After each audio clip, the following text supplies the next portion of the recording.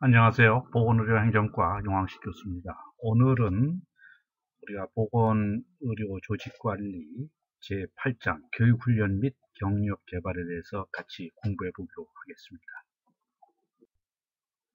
학습 목표는 교육훈련의 중요성을 이해해야 되고, 교육훈련의 기초가 되는 학습 이론을 이해하고, 교육훈련의 방법과 그 효과를 이해하고, 효과적인 교육훈련의 프로그램을 설계할 수 있어야 하고, 교육훈련의 결과를 평가할 수 있어야 됩니다.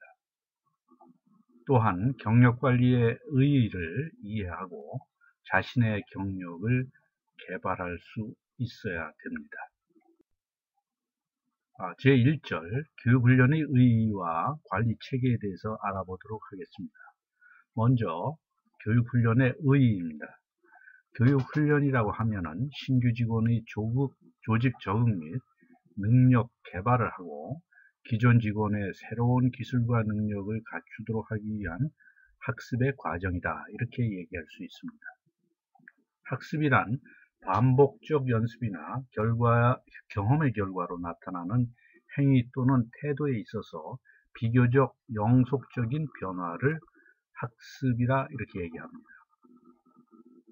개인과 조직의 합동 노력에 의한 지속적 육성을 통하여 인재를 개발하게 되고, 어떤 교육과 훈련의 어떤 분리적인 정의를 살펴본다고 하면, 교육은 조직 구성원의 잠재력을 유인하는 정신적 의미이며, 훈련이라고 하면은 육체적이고 기술적인 내용의 연습 과정을 거쳐서 습득하는 부분들을 훈련이라고 얘기할 수 있습니다.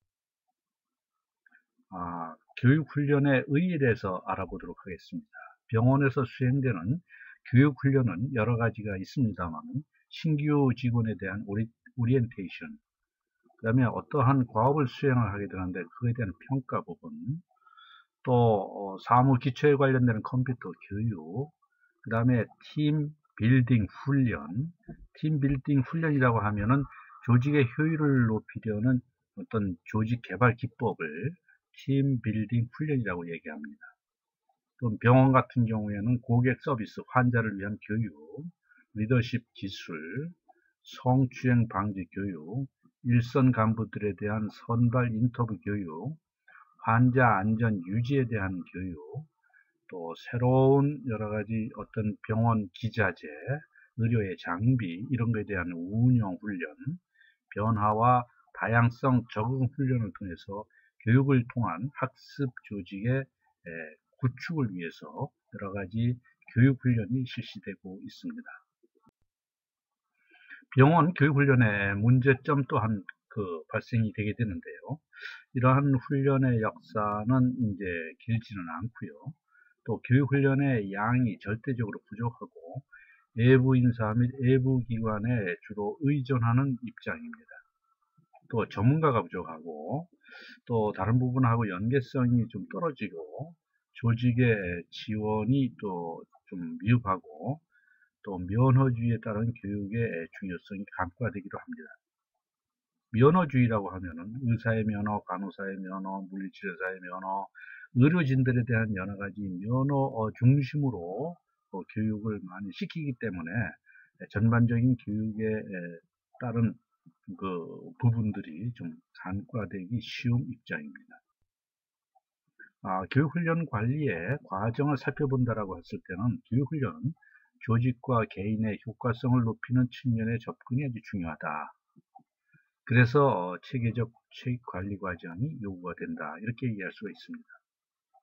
교육훈련의 목적과 필요성 확인 및 필요성을 이제 분석을 하게 되고, 또 교육훈련을 누구를 대상으로 어떤 내용을 가지고 어떤 방법으로 해야 되는지 그에 대한 설계 부분과, 또 교육훈련에 대한 일정 계획, 또 누가 전담을 했는지, 또 강사를 확보를 어떻게 해야 되는지, 교육훈련 장소를 어디다가 이제 선정을 해야 되는지, 그 다음에 이제 교육훈련이 끝난 다음에 그 성과와 전체 과정에 대한 평가를 어떻게 해야 되는지, 그 다음에 이거에 대한 인사곡과, 그 다음에 이제 이러한 전문성 교육을 받는 사람에 대해서 직무의 순환, 또 어떻게 보상을 해줘야 되는지 이러한 종합적인 인사관리 시스템과 연계성으로 이렇게 구축이 되는 부분들이 중요하다고 볼 수 있습니다.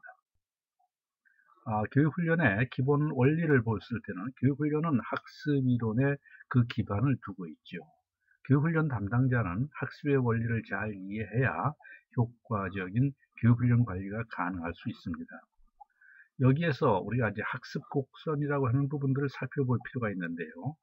사람은 처음에는 느리게 배우기 시작합니다. 근데 학습의 효과는 일정한 비율이나 양으로 증가하지는 않습니다.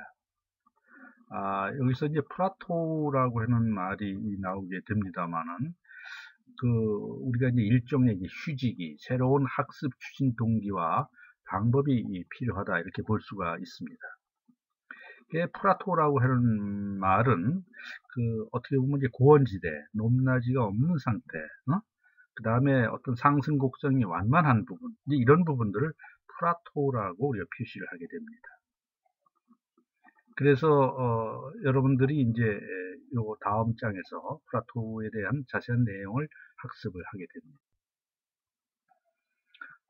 학습 효과와 성과 부분, 그 다음에 이제 이제 학습 기간을 X축과 Y축으로 놓고 봤을 때, 제일 먼저는 이제 학습 필요성을 인식을 하는 적응 단계를 거쳐서, 그 다음에 이 부분들이 자신감 동기 유발이나 강화작용으로 좀 가속화 단계에 이르게 되고, 그 다음에는 이제 동기 소진이나 포만 효과가 생겨서, 이게 플라토 단계로, 약간 멈춤하는 그런 단계가 되고, 그 다음에 이제 이것이 회복이 되어서 새로운 동기의 유발이라든가 새로운 학습 방법에 대한 강화작용이 일어나는 회복 단계가 일어나고, 그 다음에 이제 이 부분들이 새로운 기술 행동의 정리 및 정착화로 인해서 정착 단계에 이른다라고 하는 교육훈련의 기본 원리를 이렇게 5단계로 설명을 할 수 있습니다. 그 다음에 이제 학습의 전입니다. 이제 전이라고 하는 건 옮겨가는 거죠. 그러면 이제 학습 효과가 어떻게 우리가 이렇게 많이 전파가 되느냐, 옮겨가느냐 하는 부분들인데요. 교육훈련 후에는 그 내용이 직무 환경에까지 잘 전달되고 전이가 되어야 합니다. 그렇지 않으면은, 전이가 이루어지지 않으면은 교육훈련의 효과가 무의미하게 되는 부분들이죠. 그런데 전이는 결코 쉽지는 않습니다. 개인적인 두려움도 있고, 또 자신감이 또 결여되는 경우도 있고, 교육훈련의 이익이라든가 이런 부분이 실감이 안 나는 그런 이제 때문이죠. 그럼 전이의 이론과 그 효과를 우리가 살펴볼 때 동일 요소 이론과 원리를 통한 전이를 얘기할 수가 있습니다. 학습의 원활한 현장 전이를 위한 고려사항 부분들은 여러분의 기본 교과서 327쪽을 참조해 주시면 되겠습니다. 우리 여기 강의식 원리교육 장면이고요. 그 다음에 이제 동일요소 전이 현장 교육 부분들인데요. 우리가 동일 요소 이 현장 교육 부분들은 학습에서 전이 현상은 이전 학습과 새 학습 장면 사이에 동일 요소가 있을 때 상호 이게 연합작용 그런 현상을 거쳐서 이런 부분들이 일어난다, 이렇게 얘기를 하고 있습니다. 여기에서 이제 크라이머가 이제 암벽 등반을 하기 전에 여러 가지 자세라든가 태도라든가 어떠한 여러 가지 어떤 주의사항이라든가 이런 부분들을 어떻게 하게 되면은 등반을 잘할 수가 있겠는가라고 하는 것을 직접 몸으로 많은 사람들한테 보여줌으로써 어떠한 단일적 요소를 가지고 이러한 교육의 효과를 높일 수 있는 부분들을 동일 효소 전이 교육이다, 이렇게 얘기를 합니다. 그 다음에 이제 교육훈련의 기본 원리 중에 강화라고 하는 부분들이 있는데, 강하게 하는 부분들이죠. 학습된 행동이 현장에서 일정 기간 보존되고 상승작용을 일으키기 위해서는 강화작용이 이루어져야 합니다.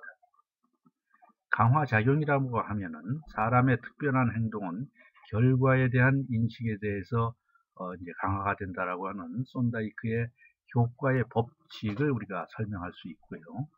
또 강화의 요인으로는 우리가 보상을 주게 되고 또는 이제 벌을 주게 되고 하는 두 가지 요인이 있습니다만은, 강화가 잘 이루어지기 위해서는 외재적 보상과 내재적 보상이 조화라 이루어져야 됩니다. 또 벌은 일시적 효과를 보고자 할 때 이제 사용할 수 있는 하나의 요인입니다. 교육훈련의 필요성을 우리가 이제 조사를 하게 하는 방법이 몇 가지가 있는데, 먼저 개인의 요구사항을 조사하는 부분들이죠. 그 다음에 과업 차원에서 이 과업을 성공적으로 수행하는데 어떠한 지식이나 기술이 필요한지를 이제 목표를 설정하는 데 필요한 과업 차원의 조사. 그 다음에 이제 조직 차원에서 그 전략을 어떻게 설정을 해서 가지고 가야 되는지, 이런 차원에서 강점과 약점, 환경 분석, 목표 분석 및 달성에 필요한 자원을 획득을 하기 위해서 조직 차원에서 조사를 하는, 교육훈련의 이제 필요성을 조사를 하는 이런 방법들이 있습니다.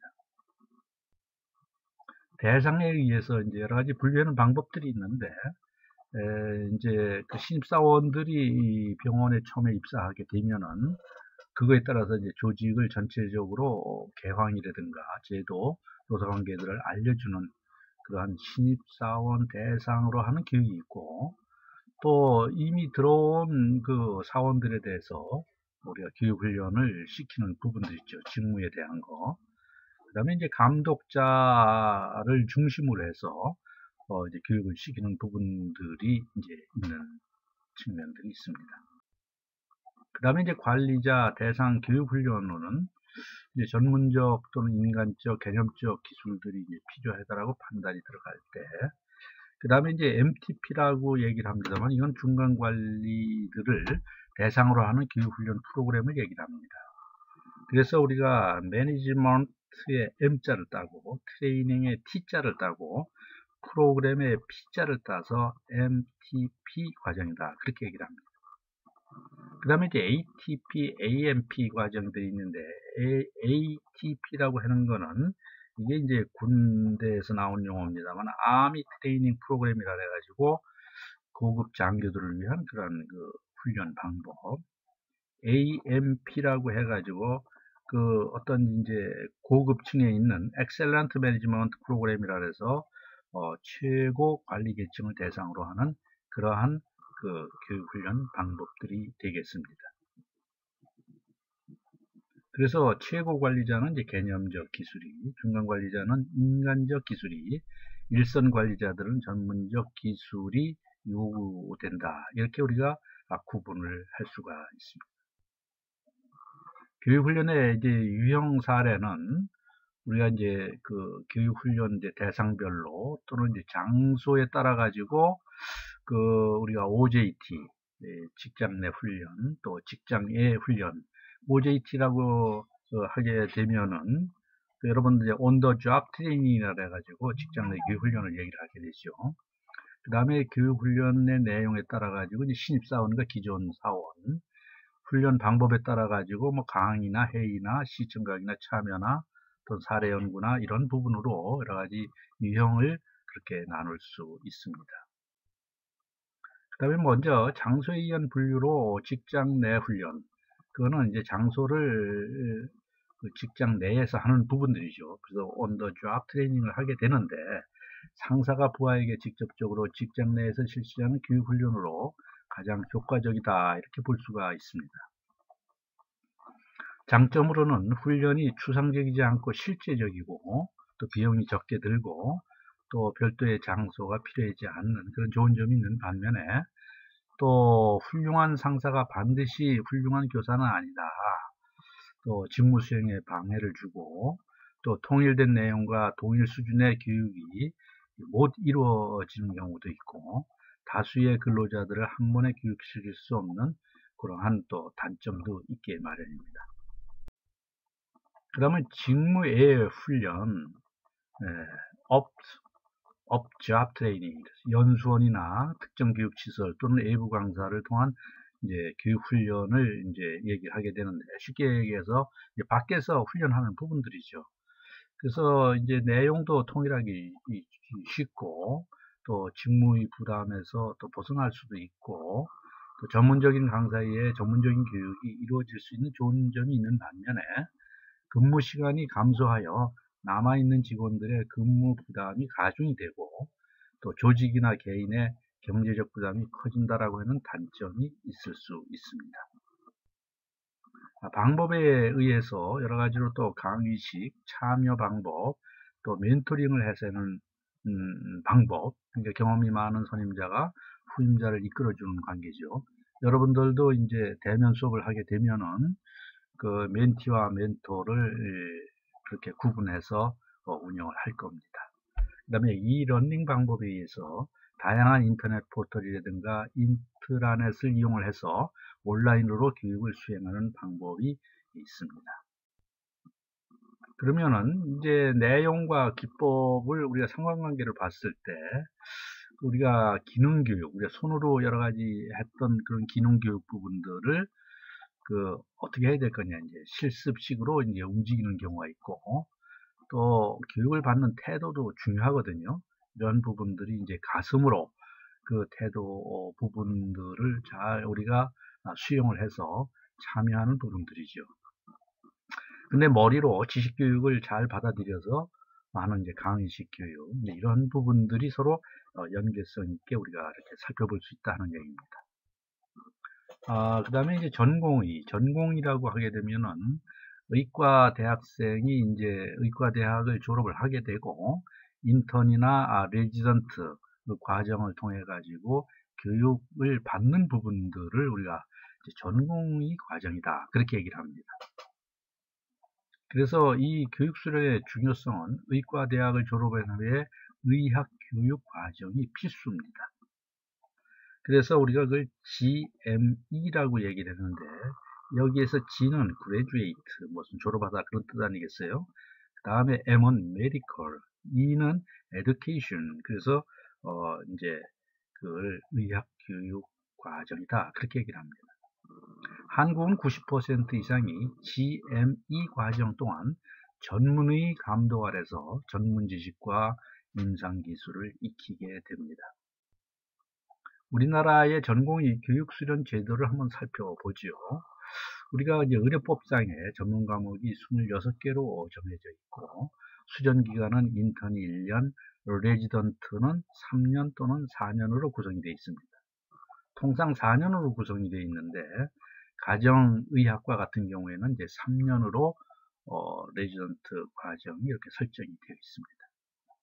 전공의 수련병원 지정 및 정원 책정에서도 어떤 이제 시설의 규모라든가 필수 개설 진료 과목이 되어 있는 건지, 진료 실적이라든지, 전속되어 있는 전문의 숫자가 어떻다든지, 이러한 것을 전체적으로 살펴서 우리가 그 수련병원을 이제 지정해달라 해가지고 복지부 장관에 신청을 하게 되면은 이거를 승인을 해주도록 되어 있고, 현재 우리나라는 전국적으로 한 240여 개의 전공의 수련병원이 있습니다. 우리나라 전공의 교육 수련 제도도 다 이제 뭐 좋은 점도 있지만서도 문제점 또한 있습니다. 전공의 교육 수련 프로그램과 수련 환경이 좀 부실한 측면들이 있죠. 교육보다는 또 뭐 환자 보는 데 너무 치중한다든지, 또 전문 교과 과목별로 이제 전공의 지원이 편중이 되어 있는 경우가 있습니다. 그래서 힘들고 한 무슨 뭐 애과라든가 또는 뭐 이제 신경과라든가 또는 뭐 신경외과라든가 이런 부분들은 잘 지원을 안 하게 되죠. 또 하나는 이제 응급의학과 같은 부분들은 너무 힘드니까 지원을 안 하고, 또 피부과니 안과니 이비인후과니 이런 부분에 이제 지원을 해야 하는 이런 편중 현상이 벌어지고 있습니다.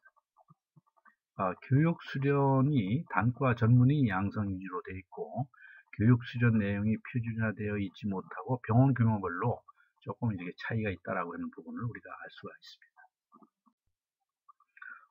외국의 이런 의학교육 제도를 살펴보겠습니다. 미국 같은 경우에는 PME 과정이라서 의학교육 전 이제 교육을 하게 되고, 그 다음에 이제 의학교육 과정으로 이제 교육을 하게 되고, 그 다음에 이제 MD, 메디컬 닥터, 전문 학위를 수여하는 그런 과정입니다.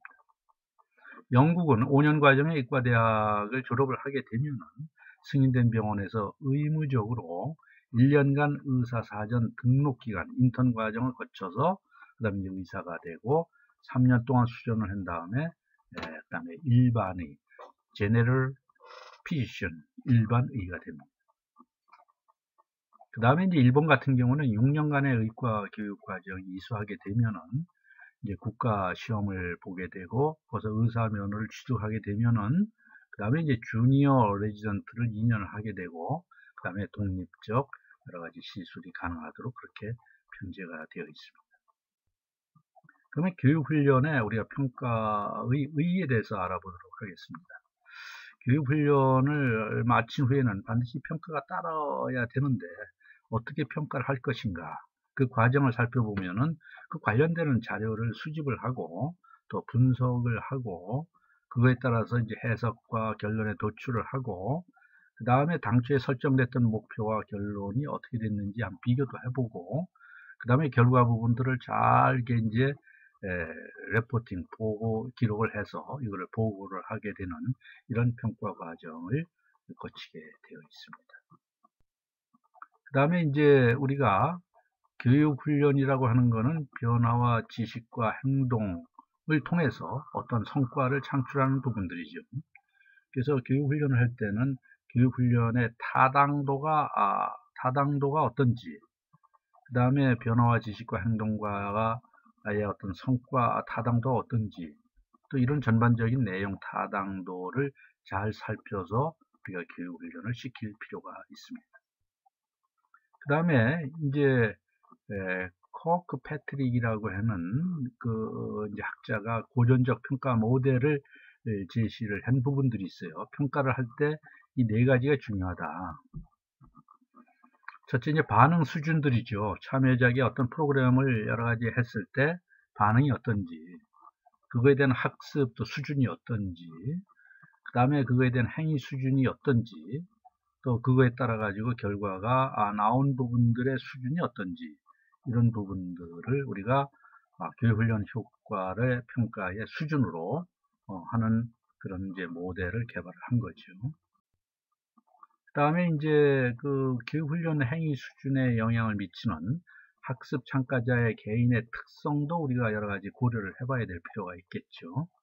성격이라든가 또 자기 효능감이라든가 학습 동기라든가 전이 동기, 학습 능력, 전이 노력, 통제의 위치, 피드백에 대한 반응, 또 직무 경력, 태도, 또 수행에 대한 기대, 성과 기대, 전이를 위한 개인 역량, 학습자 준비도, 이러한 부분들이 학습 참가자의 개인의 특성에 따라 가지고 그 행위 수준에 영향을 미치는 요인이 되겠습니다.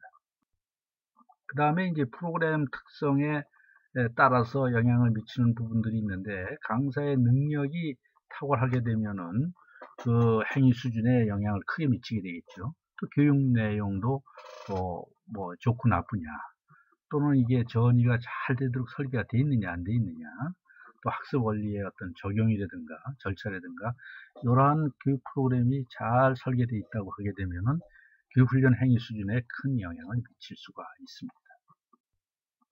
그 다음에 이제 그 조직의 특성이 어떠냐에 따라서 또 행위 수준에도 영향을 미치게 되는데, 상사가 적극적으로 지원을 해준다라고 했을 때는 교육훈련의 효과가 많이 나타나겠죠.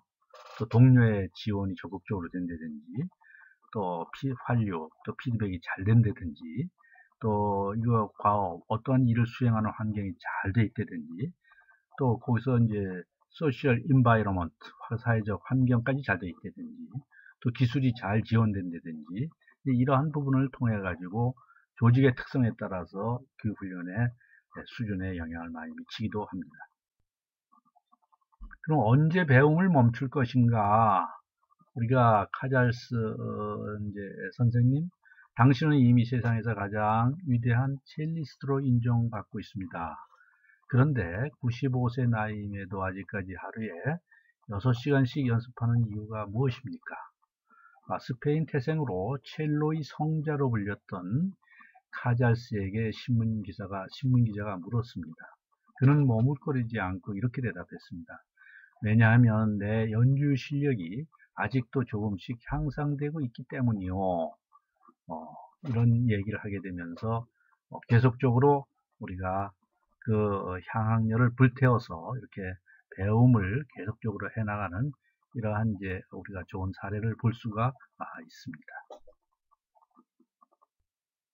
그 다음에 대전 A 종합병원의 교육훈련 프로그램을 우리가 한번 살펴보죠. 조조교육이라 해서 아침에 일찍 하는 게 교육을 조조교육이라고 하게 되는데, 매주 월요일이나 수요일이나 금요일날 아침에 8시 20분부터 한 30분간 또 업무가 개시되기 9시 바로 직전까지 전 직원이 체조를 하고 칭찬 릴레이를 하고 친절 교육을 하는 이러한 이제 조조 교육을 하는 하나의 프로그램을 얘기할 수가 있고, 또 두 드림 아카데미에서 매주 목요일 날 일과가 끝난 다음에 1시간 한 20분 정도 전 직원을 대상으로 해서 마케팅 마인드가 뭔지, 또 업무 지식을 일깨워주는, 또 의사소통력을 높여주는 또 일반 교육이라든가 이러한 교육 프로그램을 우리가 들을 수 있습니다. 최선만으로는 안 된다. 목숨을 걸어라. 아버님을 보면은 늘 칼 끝에 서 있는 것 같다는 생각을 많이 하곤 했습니다. 아버님께서 최선을 다하겠다는 말은 통하지 않았습니다. 아버님은 그 말을 몹시 싫어하셨어요. 최선을 다한다라고 하는 것은 그 나름대로 열심히 해보겠다는 말 아니냐는 거죠. 자기 상황에 따라 단지 성실히 노력하는 정도로 이루어지는 것이 적다는 뜻이었습니다. 아버님은 목숨을 걸어라라고 말씀을 하셨습니다. 이거다 싶으면 목숨을 걸고 정진해야 한다는 겁니다. 이 말을 통해서 우리가 여러 가지 시사점을 우리가 느낄 수가 있죠. 무슨 일이든지 목숨을 걸고 한다 라고 하는 우리가 3대관, 위대한 불사신, 또 일본을 삼킨 작은 거인, 이제 이러한 그 책에 이러한 부분들이 소개되고 있습니다. 교육훈련 효과의 세부 평가 방법에 대해서 알아보도록 하겠습니다. 피교육자, 교육을 받는 사람의 행동이 어떻게 변했는지를 정확하게 평가하는 것이 아주 중요하죠. 그러면 훈련을 참가할 때 의견 조사를 하게 되거든요. 비용을 크게 들이지 않고 교육 훈련의 문제점을 도출을 가능하고, 여기에 이제 정확성이 결여가 되어 있다든가 또 편견이 혹시 개입이 되지 않았는지 이런 거에 대한 의견을 조사하는 부분들이죠. 다음에 이제 획득된 지식 또는 행위를 측정하는 부분들인데요. 교육 훈련은 학습자의 이제 심리로 이어지게 되고, 이 심리가 제대로 작동이 되게 된다고 하면 행동의 변화를 일으켜서 어떠한 산출을 가져오게 되는데, 이러한 관계를 통계적으로 분석을 해서 교육 훈련의 전후를 비교를 해보고 종료 후에 일의 측정 방법을 통해 가지고 이렇게 확인을 해보는 그런 평가 방법입니다. 그 다음에 직무 수행 결과를 갖다가 이제 평가하는 부분들이 있네요. 그건 이제 개인 평가를 통해서 이제 비교해 보는 부분들이죠.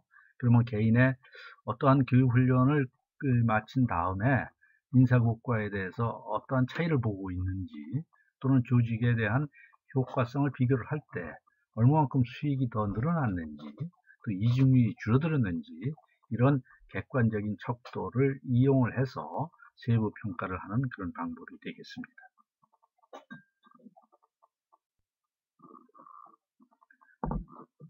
병원 내 교육훈련의 책임 영역으로는 인사관리부서와 일선관리자 측면에 따라서 우리가 구분해서 우리가 살펴볼 필요가 있습니다. 인사관리부서는 훈련 재료의 준비라든가, 또는 조직 차원에서 신규 직원에 대한 오리엔테이션을 시킨다든가, 훈련 내용과 강도를 조정을 한다든가, 또는 직무의 훈련을 설계한다든가, 또 경력 개발 계획의 조정과 직원 개발 계획을 갖다가 수립을 한다든가, 조직 개발의 기획 및 주도를 한다든가, 또 훈련 기록의 작성 및 보존을 한다든가, 이런 부분들이 이제 인사관리 부서에서 해야 될 주로 책임 영역이라고 볼 수가 있습니다. 그럼 인사 쪽에서 이제 사람을 뽑아서 현업에다가 이제 배치를 해주게 되는데, 거기에 소속된 일선 관리자들은 신규 직원에 대해서 부서 나름대로 교육을 시키게 되고, 또 그 부서에 대한 기술 정보를 제공을 하게 되고, 또 훈련의 필요성을 또 파악을 하게 되고, 또 이 부분에 대해서는 이제 인사 부서에 건의하기도 하고, 직장 내 훈련을 또 이제 수행을 하기도 하고, 또 직원의 성장과 잠재력을 개발해 주는 부분들, 조직의 변화 노력에 대한 참여를 하는 부분들, 자신들이 책임을 수행하기 위한 지속적 교육을 요구하는 부분들은 이제 일선 관리자가 맡아서 하는 부분들입니다. 그래서 이제 인사관리부서와 일선 관리자서의 책임 영역 부분들을 구분해서 익혀 놓을 필요가 있습니다. 그 다음에 이제 우리가 경력 개발인데, 커리어를 어떻게 개발을 해 나가야 될 건가? 커리어를 잘 개발하게 되면은 나에 대해서 주변에서 많이 이제 선택을 해주는 계기가 되고, 그게 또 본인의 어떤 목표를 우리가 점진적으로 다가설 수 있는 이제 중요한 하나의 연결 수단이 되겠다, 이렇게 얘기할 수가 있습니다. 경력개발 제도의 의의 및 중요성입니다. 각각의 근로자에 대하여 조직이 갖는 목표와 근로자 개인의 욕구를 잘 조화를 시켜서 장기적 경력 육성 계획을 세우고, 이 계획과 결부시켜서 직무 로테이션, 이제 돌아가는 순환, 그런 교육 훈련을 시키게 되는 부분들입니다. 경력 개발은 조직에서 한 직원의 이동 배치나 승진 활동과 교육 훈련을 통합시키는 역할도 하고요.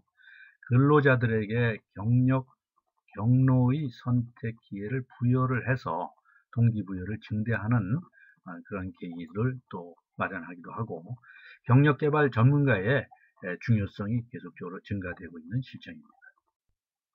그럼 여러분들은 어떤 사람이 되려고 하세요? 여기에 이제 닷이 있죠, 그죠? 닷이 있는데, 이 닷은 이제 바다나 깊은 강에 딱 드리워져야 되는데, 여기는 물이 없는 강에 닷이 드리워져 있네요. 어떻게 생각이? 우리가 경력 개발의 이제 모형을 얘기를 할 때, 우리가 수치인이라고 하는 학자는 관리 능력을 키우기 위한 부분들이다, 또는 기술이나 기능적 능력을 도모해 주는 데 의의가 있다, 또 안전과 안정성, 도전정신 및 창의성, 자율성과 독립성, 온전한 삶을 살고 봉사와 헌신을 하고 조직가의 정신을 심어주는 부분이 경력 개발의 하나의 모형으로 얘기를 할 수 있다, 이렇게 얘기를 하고 있습니다. D.T. 헐은 경력 단계의 모형을 4가지로 단계로 얘기를 하고 있죠. 첫 단계로는 이제 자아 개념을 정립을 하고 경력 지향 부분들을 이제 결정을 하게 되는 입직, 어느 직을 이제 맡은 1, 2년 차의 신입 사원들이 되겠죠. 그 다음에 2단계가 되면은 특정 직무 영역에 정착하는 시기, 이때는 이제 갈등도 따르게 되고, 그 다음에 이제 3단계가 됐을 때는 이러한 내용들을 다 섭렵을 하고 결과의 성취를 지향하는 아주 회사에서는 이제 중견적 사원으로 이렇게 생산성도 높고, 그 다음에 조직과 내가 이 병원의 어떤 대표자다, 뭐 이러한 동일시 현상도 가져오게 되고, 마지막 단계로 이제는 거치게 되게 되면은 이제 정년 규정에 의해서 은퇴를 하게 되고, 또 퇴직 후의 계획을 세우는 여러 가지 단계를 4단계로 그렇게 우리가 경력 단계의 모형을 얘기하고 있습니다. 그러면은 우리가 경력 단계 모형을 여기 그림으로 표시를 했습니다. 그래서 우리가 이제 성과, 성장, 승진 정도가 그 다음에 이제 나이가 먹음에 따라서 연령과의 관계의 축을 어떤 관계가 있느냐. 25세부터 30세는 모든 게 이제 처음 들어가서 이제 탐색을 하죠. 환경이 어떻고, 내가 이 병원에서 어떻게 일을 해야 되고, 이제 그 다음에 이제 30부터 40세가 되면은 거기 이제 동료 직원들과 상하 또는 행적 직원과 모든 소통을 원만히 해 나가게 되는 사회화 과정을 거치게 되고, 40부터 50이 되게 된다면 어떤 성숙 단계가 되게 되면서 이러한 부분의 생산성을 높이게 되는 확립 단계가 되고, 그 다음에 이제 50살이 넘어가지고 60살이 되게 된다면 이러한 부분들을 새로운 창의나 그런 것보다도 그 확립되어 왔던 내가 경험을 해왔던 걸 바탕으로 해서 이걸 유지가 되게 되고, 그 다음에 이제 60이 넘어가게 된다고 하면은 이제 은퇴가 되게 되면서 쇠퇴의 경로를 겪는 이런 부분들을 그림으로 표시를 해 놓은 겁니다. 경력 개발의 모형 중에 라이프 사이클별, 우리가 이제 생활 주기별로 경력이 어떤 이슈가 있느냐라고 하는 것을 살펴봤을 때, 초기, 중기, 후비로 이제 나누어 보게 되면, 초기는 20, 30대 이제 후반을 따지고 보게 된다면은 직장도 이제 잡게 되고 결혼도 하게 되고 아주 중요한 결정을 할 때가 많이 있죠. 그럴 때 나는 어떤 경력 계획을 뭐 세울 건가, 또는 이제 잦은 직무와 또 이제 직장도 마음에 안 들어서 자꾸 이제 변화가 옮기게 되는 경우도 발생이 되게 되고, 또 조직에서는 또 어떠한 그 또는 유혹이 생겨서 내가 마음 잡지 못하고 흔들리는 그런 측면들도 있고, 그 다음에 이제 중기 40대 후반까지는 이게 되게 된다고 하면은 이제 나도 어느 정도 이제 경력을 쌓다 보니까 직장 내 이제 막내가 이제 들어오게가 되고, 또 스트레스와 또 커리어의 그 어떤 한계를 내가 느끼게 되고, 또 많은 변화에 따라서 나는 어떻게 살아가야 되는가 이런 생각도 들어가게 되고 하게 되면서 승진 기회가 이제 좀 줄어들게 되고, 또 뭐 동료 직원들이 같은 입사 직원들이 자꾸 이제 추월을 해 나가서 스트레스가 쌓이게 되게 되고, 그 다음에 일에 대한 관심과 함께 개인적 행복과 정서적 안정 추구가 요구가 되게 되고, 이러한 부분들이 중기에 발생이 되고, 그 다음에 이제 50대가 넘게 되게 되면은 나머지 생애를 어떻게 보내야 될 것인가 하는 차원에서 그 이제 생각을 하다 보니까 이제 파워나 또 영향력이 조금 이제 줄어들게 되고, 부정적 부분들이 계속적으로 이제 반복이 되는 스테레오 현상을 가져오게 되고, 이제 은퇴 준비를 하게 되는 이러한 부분으로 라이프 사이클별 경력 이슈 부분들을 우리가 정리를 해봤습니다. 그 다음에 이제 경력 개발 계획에 따라서 프로그램을 여러 가지 운영을 하게 되는데, 장기적인 결과에 초점을 맞추고 각 개인의 다양한 특성을 강조하는 데 그 의미가 있는 거죠. 어떠한 개인이 어떤 특성을 갖고 있는 부분들은 잘 이걸 육성을 해줘야 되거든요. 경력 개발에 있어서 직원들의 또 책임 또한 중요합니다. 직무에 대한 능력이나 관심이나 강점이나 열망을 결정을 하게 되죠. 또 조직에 대한 인식의 폭을 넓히게 되고, 또 안목도 넓히게 되고, 경력 기회를 자꾸 이렇게 적극적으로 갖게 되고, 또 자신들의 경력을 관리하기 위한 조직의 지원을 기대하게 되는 이제 이런 직원들의 책임이 경력 개발에 있어서 대두가 됩니다. 그 다음에 이제 자기 신고 제도입니다. 자기 신고 제도라고 하는 건 뭐냐면, 자기가 나는 무슨 직종을 희망을 하고 어느 분야에 근무하고 싶고, 근무지를 다음번에는 어디 가서 근무를 하고 싶고, 내가 이 직장에 얼마나 내가 만족을 하고, 내가 이 일을 하기 위해서 어떤 자격을 내가 갖고 있고, 내가 어떤 특기를 갖고 있고, 그 다음에 실적의 자기 평가, 내가 이것밖에 안 나왔나, 이런 부분들, 또 나의 능력은 어느 정도인가, 또 성격에 내 자신 평가해 봤을 때 나는 뭐 이 성격 부분도 여기 잘 맞는다, 또는 나는 이 일을 종사하기 위한 건강 부분이 뒷받침이 된다 등등, 이런 게 자기가 자기를 진단을 해내는 부분들이죠. 그걸 우리가 자기 신고 제도라고 하게 됩니다. 다음은 이제 경력 개발에 이제 성공을 하려고 하면 여러 가지 조건들이 있는데, 최고 경영층의 관심과 지원이 필요로 하죠. 당연하죠. 그죠? 종합적이고 체계적인 접근이 필요한 것도 당연하고, 또 점진적 도입이 요구가 되죠. 한꺼번에 모든 건 다 이룰 수가 없습니다. 경력 개발 업무를 독립적으로 수행할 부서가 또 필요로 하죠. 그래야 전문적으로 경력 개발을 해주기 위한 여러 가지 그런 로드맵이라든가 그거에 대한 추진 과정을 잘 어떻게 지원을 해줄 수가 있는 부분들이죠. 그 다음에 이제 우리가 이게 성공이 되려면은 직원이나 관리자나 인사부서나 나름대로 역할들이 있거든요. 그래서 이제 직원은 뭐 자기 자신에 대한 경영 목표를 잘 설정을 하고, 또 그거에 대한 계획을 잘 이렇게 짜고, 또 직무 전문성 배양을 위해서 개인 주도의 노력도 좀 많이 해야 되고, 그래서 그러한 계획을 잘 만들어서 또 이게 계획이 잘 그대로 이루어지고 있는가 진척 관리도 보고 하는 부분들이 직원의 입장이죠.